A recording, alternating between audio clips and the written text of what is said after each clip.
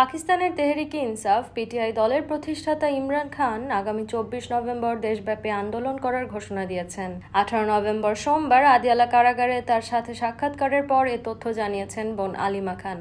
তিনি বলেন, ইমরান খান শুধু দলের লোকজনকেই নয়, পুরো পাকিস্তানবাসীকে ২৪ নভেম্বর রাজপথে নেমে আসার আমন্ত্রণ জানিয়েছেন। এই আন্দোলনকে ইমরান খান তার শেষ ডাক হিসেবে অভিহিত করেছেন।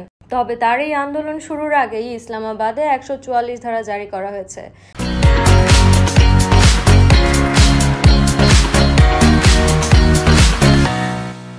যা আগামী ২ মাস পর্যন্ত কার্যকর থাকবে।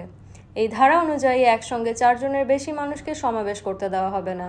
এর ফলে ২৪ নভেম্বর ইমরান খানের আহ্বানে সাড়া দিয়ে বড় ধরনের জনসমাগম হবে কিনা সেটি এখন প্রশ্নের সম্মুখীন। কারাবন্দী অবস্থায় থাকা ইমরান খান তার আইনজীবীদের মাধ্যমে এই আন্দোলনের ডাক দিয়েছেন। তিনি অভিযোগ করেছেন, শেহবাজ শরীফের নেতৃত্বাধীন বর্তমান সরকার জনগণের ম্যান্ডেট চুরি করেছে এবং সাধারণ মানুষকে নির্বিচারে গ্রেপ্তার করেছে।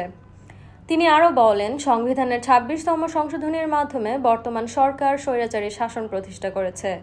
এখন দেখার বিষয় ২৪ নভেম্বরের এই আন্দোলন কতটা সফল হবে এবং ইসলামাবাদের ১৪৪ ধারা তার সফলতাকে কতটুকু প্রভাবিত করবে।